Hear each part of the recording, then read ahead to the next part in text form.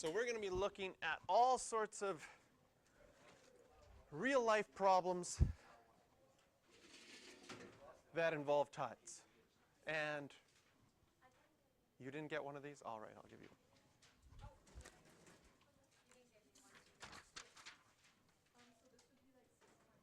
This is 6.7. So this is in place of the examples in section 6.7.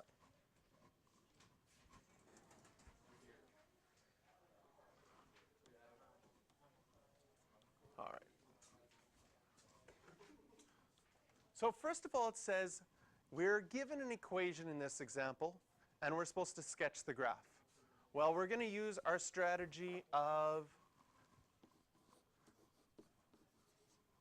DAB-C in order to figure this out. Do we know what the sinusoidal axis is going to be? The D value. 13.7. What's our amplitude? 4.5. So even though there's a negative out front there, we would still say our amplitude is positive 4.5. That negative means coast graph normally starts at a maximum. Now this graph is having its starting point at a minimum because of that negative. Our B value is 0.16 pi.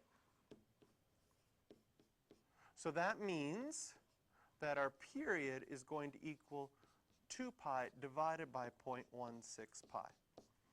Someone has their calculator handy. What does that come out to? How many 0.16s are there in 2? 12 something? 12.5. Perfect. And finally, there is no C value, so there's going to be no shift left or right. So as far as sketching this graph,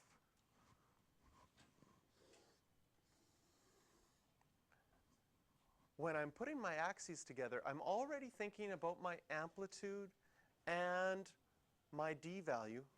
Look where I put my axes. I didn't need to go way down into the negative values because I know that I'm going to be starting at a D value of 13.7. So I'm going to just pick a spot to put 13.7, and then I'm going to scale everything accordingly. So if that's 13.7, and I went up 4.5 and down 4.5 from there, does this seem reasonable for 9.2, approximately according to the scale that we have? And if I go up 4.5 to 18.2, just trying to somehow get an approximate appropriate scale. But again, once you've labeled it, it doesn't have to be perfect, although it wouldn't make sense to label 9.2 down there, would it? Because that would really throw things off. Our period is 12.5. So along our x-axis, we mark somewhere 12.5, divided into 4 equal sections. Half of 12.5 is 6.25. Half of that be 3.125. And then this will be 6.25 plus 3.125, 9.375.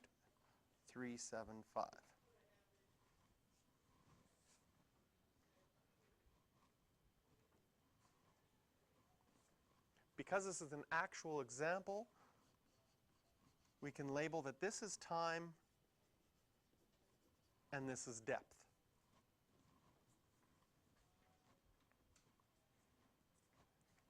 And since there's no translation left or right, when we go to graph our initial thing after the dab, it's going to be our actual graph. So this is a coast graph. Coast normally starts at a maximum, but because it's a negative coast graph, starting in the minimum, then to the middle, then to the max, back to the middle, back to the min.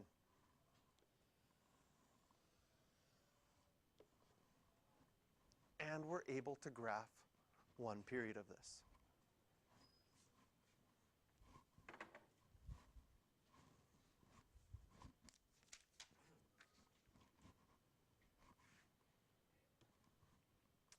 Now we're going to find out, I'll put it back in a second, Now we're going to find out how we're going to solve a question with our graphing calculator. We'll also look at how we're going to solve it algebraically. But this next question says a bulk carrier needs at least 14.5 meters of water.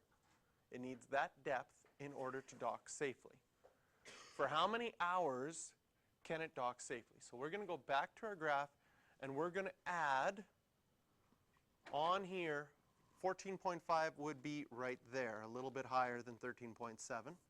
And if I draw a line straight across, can you see that it's going to be okay from here to here? Because that's when the water level, the depth, is deeper than 14.5. Anywhere else, and the water is going to be too shallow.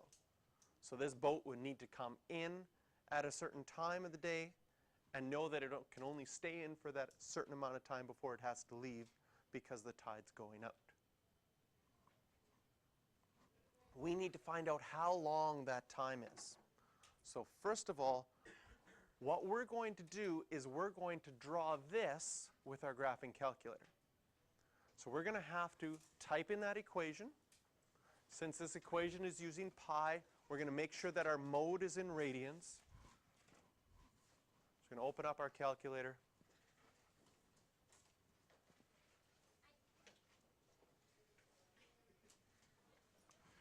Hit my mode button, check. I'm already in radians, so you might want to check that you're in radians.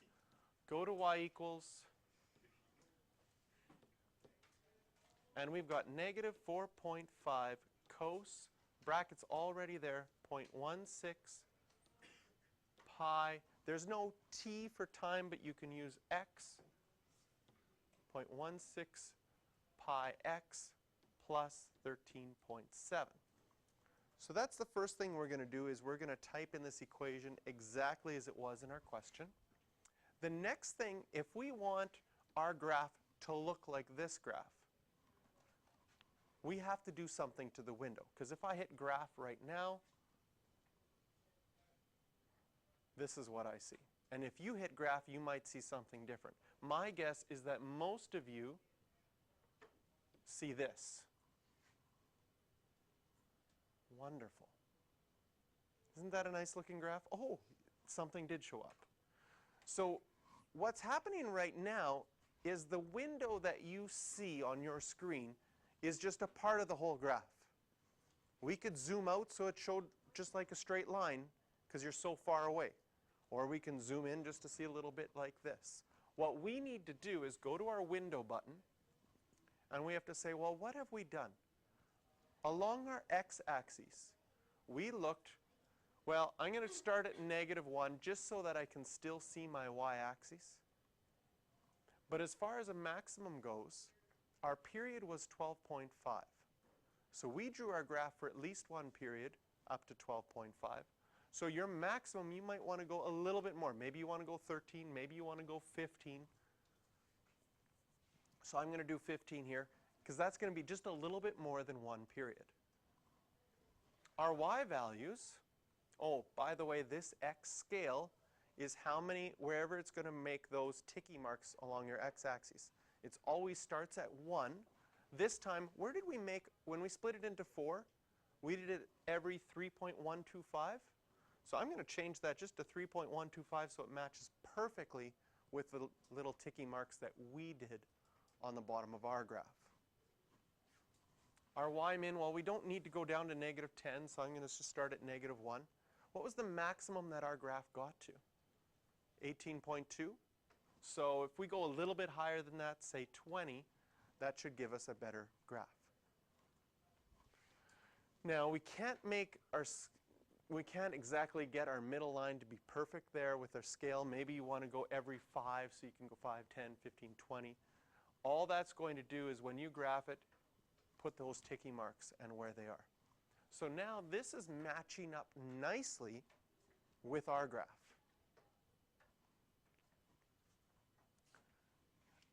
Now on our graph, we are interested in this point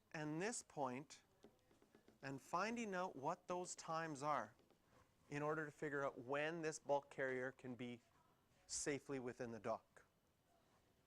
So in order to do that, your graphing calculator has something nicely built into it that it can find the intersection between two lines. But before we can find this red dot where the black line intersects the green one, we have to draw that black line. How do I draw a horizontal line in a graphing calculator? What is the equation of a horizontal line? Y equals. Oh, I can even choose black if I go to this third one. Y equals 14.5. So anytime you do a y equals line, that's a horizontal line, that'll draw it perfectly straight across like that. Then in order to figure out where this intersects, all of your calculations that you can do from your graphs are above the trace button. And above the trace button it says calc, which is short for calculate. To get that, you hit your second button, and then your trace button, and then you can find out all sorts of things. What we're looking for is number 5, where the two intersect. So if I go down to number 5, I push enter, what it's going to ask, it's going to ask for the first curve. Yeah, I'm on one of the curves. It automatically switches to the second curve. Push enter. It asks you to guess. Well, I think it's going to be either here or here. And it will always find the closest one after you push enter after guessing. So 9.02 or 9.019, you need to just drag your calculator screen to your notes. Just like that. Works out perfectly. So you just get close to your piece of paper and just try and drag it over. So we know that this one is 9.02. If we want to find the other one, we do the same thing, second, calculate, number 5, intersect, but we're going to have to move our cursor since it's always finding the one that it's closest to. Oh, a little bit more. Enter, enter. I'm hoping it's closest to. And it finds the other one, 3.48. So again, drag that to our notes, make it a little smaller. Distort it a bit, perfect. Bounce it into place.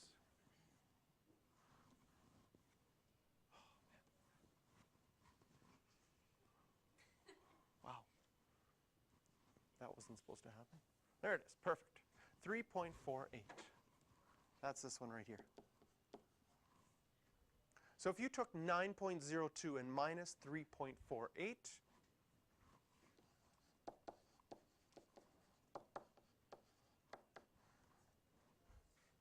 you're going to get how many hours? 5.54. Is that right? 9.02 minus 3.48. 5.54 hours. So it can be safely docked for 5.54 hours per day. So that's the answer to this one. So we did that first with the graphing calculator. Now I'm going to walk through the algebraic steps if you wanted to solve this algebraically. You do have the tools to solve for this already, but it's a lot of work. And you'll notice that in order to solve this, you do still need your calculator. So if this were on an exam, I'd highly recommend using the graphing calculator approach because it's going to be a lot easier. And if you have to use a calculator anyways, then that makes more sense because that's going to be quicker. University, they're not going to let you use a graphing calculator. They're going to be expecting you to be able to solve this without a graphing calculator. So, what does it mean? We have our equation, and we're told the depth is 14.5. That was that horizontal line we drew. So we know that the depth, we can plug in 14.5 in for the depth, and the only thing we don't know now in this equation is t. And you know from equation solving that if there's something you don't know, then you can just isolate and solve for that. So now it's a matter of how do we do that if that's built within a function that has a cos and all of that kind of stuff. So you start by saying, well, if it's a cos equation, I know how to solve cos theta equals because I have my reference angles and I can know my quadrants and the cast rule. If I could get cos by itself, then maybe I could solve for this. So the first thing we do is we move the 13.7 over, divide by the negative 4.5, and we get cos of theta all by itself. Well, we get cos of 0.16 pi t all by itself. Now, because this here is complicated looking, and it should be, what we do is temporarily say, let's make theta equal to that so that we can take our question that looks a little bit too complicated and just replace it with theta. Now it looks simpler because you've got cos of theta equals 0.8 over negative 4.5. Is 0.8 over negative 4.5 on your pie plate? No. So you have to go to your calculator. First of all, since it's negative, what do we know? We know that it's in quadrant 2 or in quadrant 3. And if you drew this out in quadrant 2, just as one example, what do you know? You know the adjacent side is 0.08. The hypotenuse is 4.5 because cos is adjacent over hypotenuse. And using those positive values, you could solve for that reference angle just using SOHCAHTOA. So cos inverse of 0.8 over 4.5 gives us the angle. Of course, we're dealing with radians here, so this reference angle of 1.39 is an angle in radians. And now you have to figure out, well, what is this angle actually? Well, in quadrant 2, to get this angle right there, you need to do pi minus your reference angle. And in quadrant 3, you'd have to do pi plus the reference angle. So that's how I get 1.74 and 4.53 as two answers to this angle. And that's what angle theta would equal to.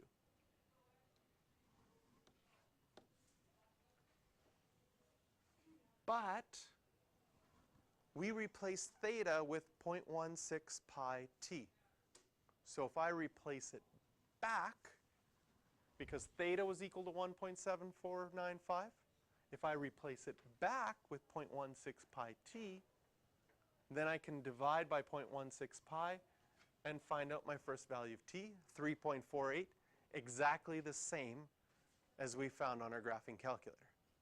Just took 10 minutes longer, right? If we do quadrant 3 the same way, you get 9.02. And so putting those together, you still get the same answer, that it's safe for 5.54 hours. So you got to decide, since this does need a calculator to get that reference angle, you could decide to do it all of this work, or use the graphing calculator approach where you plug it in and find out where they intersect. As far as an amount of work required, using the graph and finding out where they intersect is a lot less work. Though this is still important to know how to do, because if you could just use a regular scientific calculator, like you might have in a university course, then you would still need to be required to figure all of this out. And there's a lot of your trig all comes together. You have to remember your cast rule. You have to remember your reference angles. And here it was a little bit tricky because we did a little bit of a substitution temporarily where we made theta equal what was inside to make it easier at the beginning, and then we translated it back afterwards.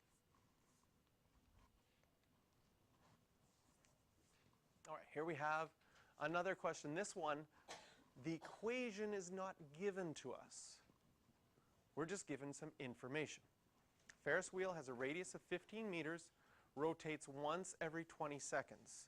So not nearly as exciting as our 15, it was a 30-kilometer radius one that 20-kilometer radius one that we did the other day, which rotated in 2 seconds. Yes.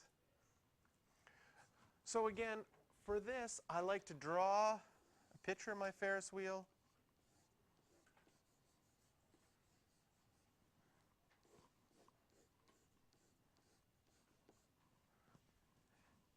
On one side, and then imagine my graph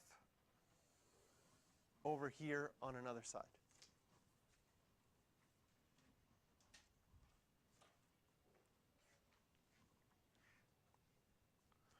How are we going to show this one has a radius of 15 meters, so I know that this here is 15 meters. It takes 20 seconds to go around, and passengers get on 1 meter above the ground. So when we go to graph this, we're going to have our height here,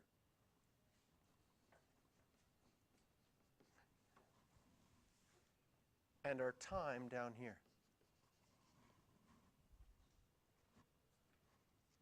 What are some points that we could put on our graph already? Do we know where we start? Where would that be? 1 meter. So at time 0, you're getting on at 1 meter. That's the recommended place to get on a Ferris wheel, because jumping on at the top is very hard to do. So at time 0, we're at 1 meter. What else do we know? We know the height, so I'm going to label this just as 1. What do you mean we know the height? We know the maximum height. So if we say the maximum height's up here, how high is it going to get? 31. Because the radius is 15, it's going to go all the way up to 31.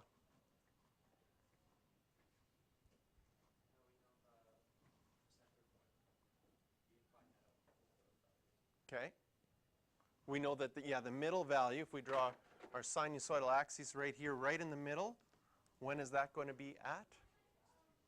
At y equals 16. Up 15 from 1, down 15 from 31. Good? We know the period is 20 seconds. So if we label 20 down here, we know that we're going to be back at 1 meter after 20 seconds. Now, normally when we graph sinusoidals, after we found out 1 period, what did we do with our x-axis? Divided it into 4 equal sections. So cut it in half again. So halfway is going to be 10. Half of 10 is 5. This third one then would have to be 15.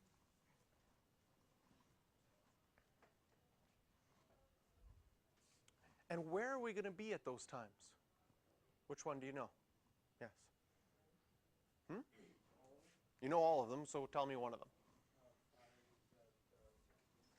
5 is going to be at 16.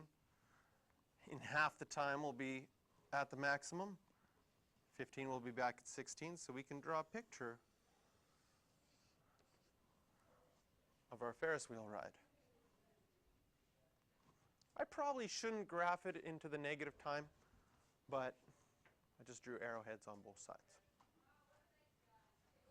So there we've been able to graph it. All the information was given, and it's not a lot of information. Something about the period, something about the max and the min, and you have enough information to graph the whole thing. Part B, we're going to estimate the height after 22 seconds. Oh, I didn't finish part A, did I? Graph it and find its equation. Does yours say find exactly like that? Yeah, find its equation. So we need to find an equation for this before we do part B. Well, again, if we were graphing this from its equation, we would start with our DAB C, start with our D value. What do we know? Do we know what our D value is? The center line, sinusoidal axis, the average would be 16. Do we know our amplitude?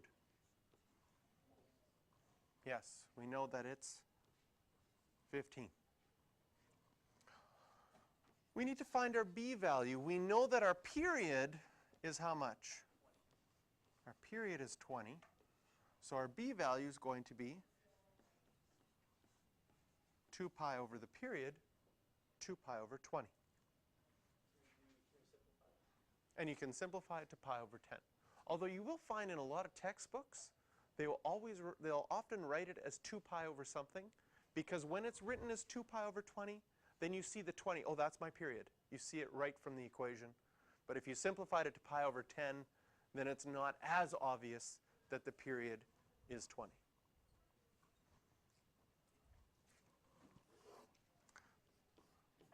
Now we can write a number of equations, and our C value is going to change depending on if we choose sine or cos or negative sine or negative cos.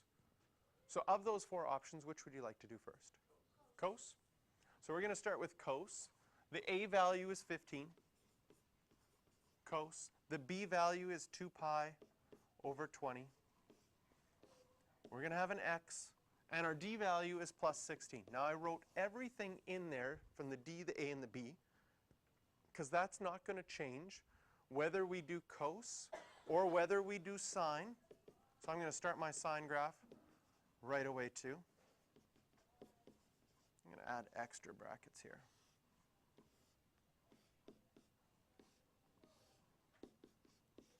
Or whether we do a negative sine or a negative cos. So I'm going to do those ones too. Negative 15 cos. Leave some space. And negative sine.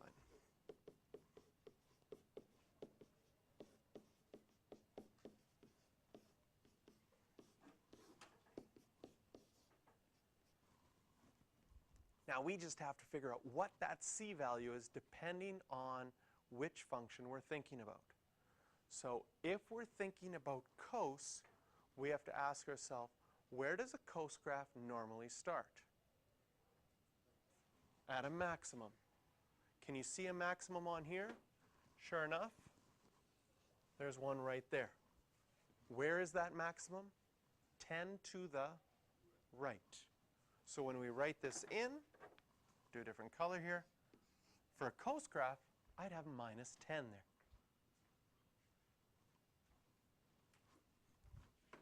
Where does a sine graph start? In the middle, on your sinusoidal axis, going up or going down? So a positive sine graph starts in the middle, going up. So if I had this one, my sine one, it's been moved 5 to the right. If I wanted to do a negative cos graph, where does a negative cos graph start? The bottom. I could choose this bottom or this bottom. If I chose this one, I would be done. You can write, if you'd like, no shift, plus 0 or minus 0, but you could just leave it as x and write 2 pi over 20x, which in some ways would make that the cleanest looking equation because it'd have the least amount of stuff. But you could have also done x minus 20 in there if you had decided to use this minimum instead. Heck, if you wanted to, you could go all the way over here to do x minus 40. Or send it really far, and x minus 400 or something, as long as it's one of those multiples of 20. And finally, if we did a negative sine graph, that would be starting on the middle, going down. That's 15 to the right, so you could have x minus 15.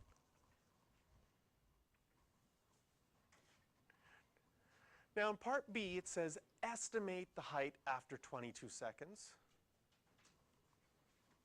If we were looking at our graph, 22 seconds is right here. It looks like I'm right there on my graph. It would not be a good idea to estimate something bigger than 16, because it doesn't look like we've got to the halfway point yet. If you had to guess the height, what would you say? 5? So there we go. That's our estimate. We're going to estimate 5. If we want to find out what this is, we can do this in a number of ways. One, all we're doing is plugging in 22 into this equation. So we'll choose one of these equations. We can go to our graphing calculator, and we can just go to our regular screen, type in this equation. So I'm going to go negative 15 cos 2 pi divided by 20 And then instead of writing x, I'm going to write in 22. Can you see that I'm using the equation that had no shift, the third one, just because I knew I could write less. I still have to write plus 16 at the end. I push enter, and our estimate of 5 seconds was pretty good because it was actually 3.86 seconds. Okay? Just to practice your graphing calculator skills, I want to see if you can draw this with this window and this setup in your graphing calculator. So it shows one period from 1 to 31 and y equals 16 at the center line. Can you graph that?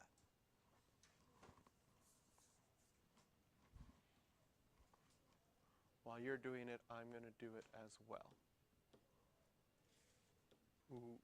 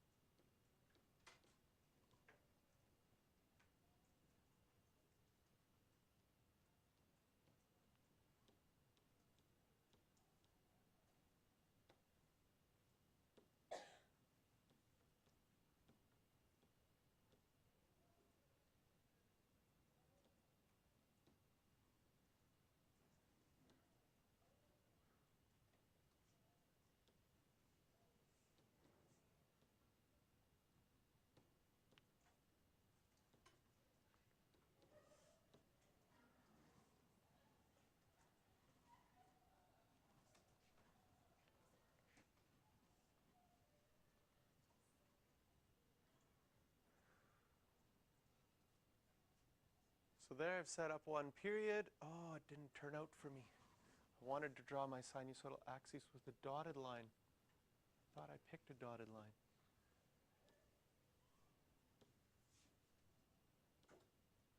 Maybe this one will work?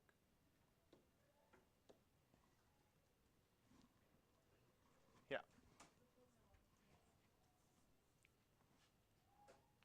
So there's our graph.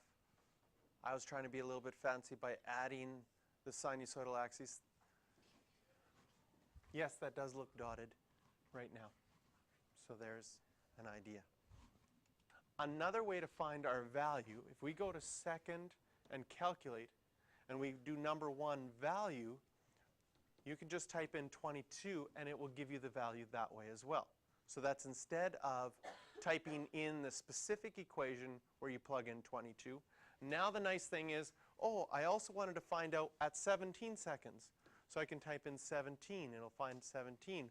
Or where is it at 7 seconds?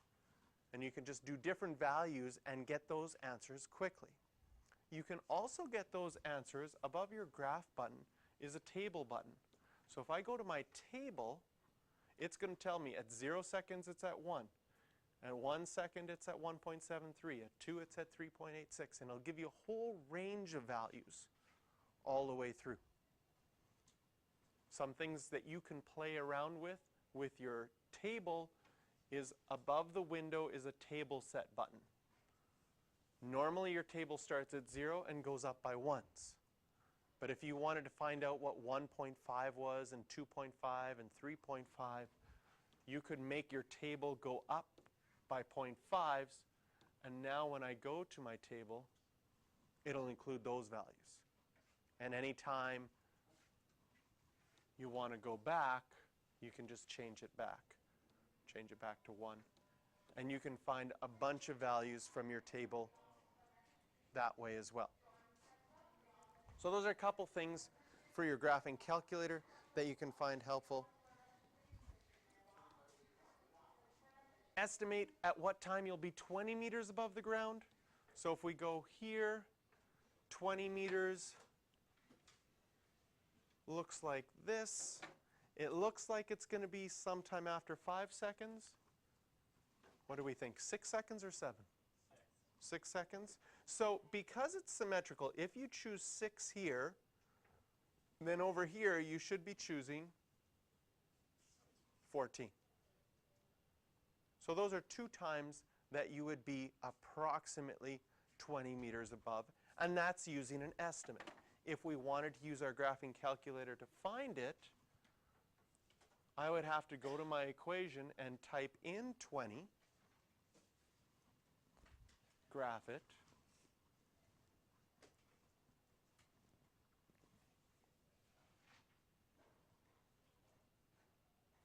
and because I graphed my sinusoidal axis in addition to that line at y equals 20, when I go second, calculate, and I find the intersection, it's going to say first curve, and I'm going to go back so I'm getting closer to the one I want to find first. Enter. Second curve, it's not on the right one.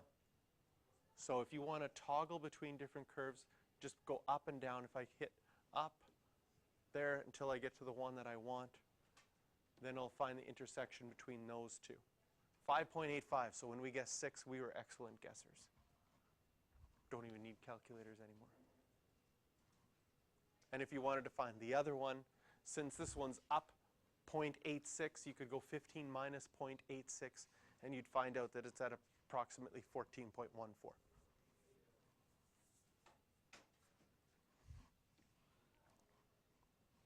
So that's how we can estimate and solve these. So we're going to do one more example together, and then there's 2 examples that you're going to try on your own. So here we've got another one with the tides, but instead of giving us the equation, it just gave us some data. So these huge tides, the Bay of Fundy, a maximum depth of 8 meters is measured at 4:30 in the morning. 6 hours and 12 minutes later at 10:42, you got a minimum depth of 2 meters. So we're going to draw this. We're going to be able to draw it completely accurately, but we're going to have to think about how we're going to represent things. First of all, draw our axes. Again, we don't need to go into the negatives. Does it make sense that I'm going to label 2 and 8 as my maximum and my minimum for my depth? And I'll label this side here as depth. Down here, this is going to be our time. How are we going to do our time? What are we going to do with 4:30 a.m.? Do 4.3? Does that seem to make sense? So how should I, like, obviously this is 0 here. So if I make this 4, how do I write 4:30 on my x-axis? 4.3? So 4:30 is 4.3. 450 would be 4.5. 460 would be 4.6. 480 in the morning would be 4.8. Have you ever woken up at 480? Oh, yes. Okay. So there's an issue there with the time, right? If we use 4.3, then 4.8 exists, but that would be 480 in the morning, and that's a tough time to wake up, even in summer, right? So 4.5. Someone mentioned 4.5. Why does that make sense? Because it's half an hour. Now, so half an hour feels good. Now 10:42. Ooh. 10.7? How did you figure out 10.7? Because 42, 4 plus 2 is 7? Oh, that works so perfect. How did you figure out 0.7? 42 minutes out of 60 minutes, because 60 minutes is 1 hour, is 0.7. And it's not because of the common known fact that 4 plus 2 is 7. Shoot.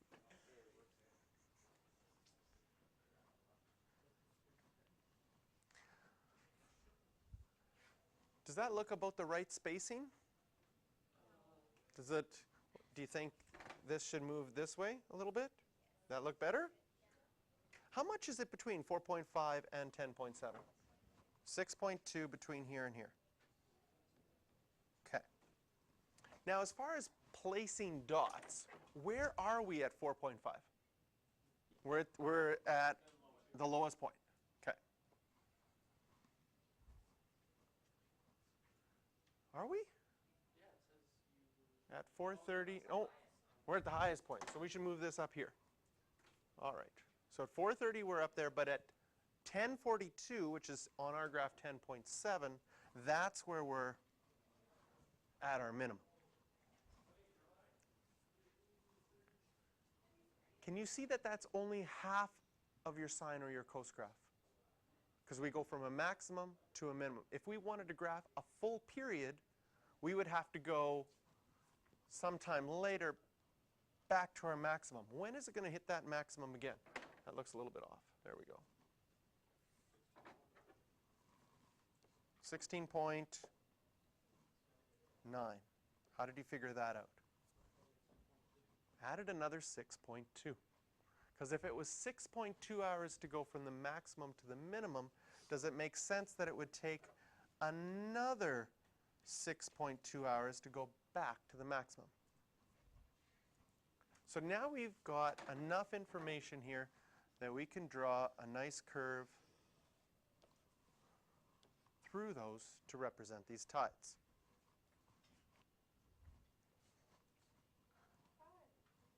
Hello. Welcome here, Miss Peters. Would you? I am here. I wasn't here this morning. Awesome. Okay, so we've got this set up. Now, if we want to make our equations, we've got dab C. Do we know what the D value is? Yes. What? Well, we haven't labeled it. Where would it be? It would be at 5. Do we know our amplitude? Yes. I like that tentative yes. 3. Because if we go from 5 to 8 or 5 to 2, that distance is 3. Well, we don't know our b value, but we know that our b value is 2 pi divided by our period. So if we do 2 pi divided by our period, what is our period in this case? It's not 16.9. It's close. It's not 6.2. That's also close. It's going to be 12.4. Because remember, our period has to go from something till it repeats. It's that distance. How far is it from one maximum to another maximum? Or from one minimum to another minimum? So that makes 12.4. So our b value is going to be 2 pi divided by 12.4. Kind of a funny looking number, because it's got a decimal inside of a fraction. But in this case, I would leave it like that, because if you leave it like that, it means something. The 12.4 on the bottom of that fraction is the period. So then setting up our equation, and does it ask for 1 in sine, 1 in cos? So whether we use sine and cos, we're going to have the same a value, 1 with sine, 1 with cos. We're going to have the same b value.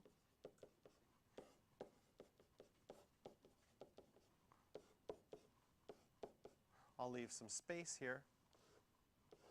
We're going to have the same d value, plus 5 and plus 5. Now, where does a sine graph start? In the middle, going up. So where do we have that? We have it right here. Technically, if we drew this back, I think we'd have another one right there. How are we going to find those values? Might be helpful if we had things labeled in between here, right? Can you see that that red line in between would be 3.1 from our black lines? Because if the whole, this is 6.2 from 4.5 to 10.7, halfway is going to be 3.1. So if I subtract 3.1 here, I'm going to get 1.4. Or if I add 3.1 here, I'm going to get 13.8. So you could use either one of those values. I'm going to use 1.4 because I like to use values that are closer to 0. But it really wouldn't matter. For your cos graph, where does cos start? At a maximum. And in this case, the cos graph is much easier to find the equation. We don't have to do anything other than look at the graph to see that we have a maximum at 4.5. 4.5 to the right, so we'd write minus 4.5.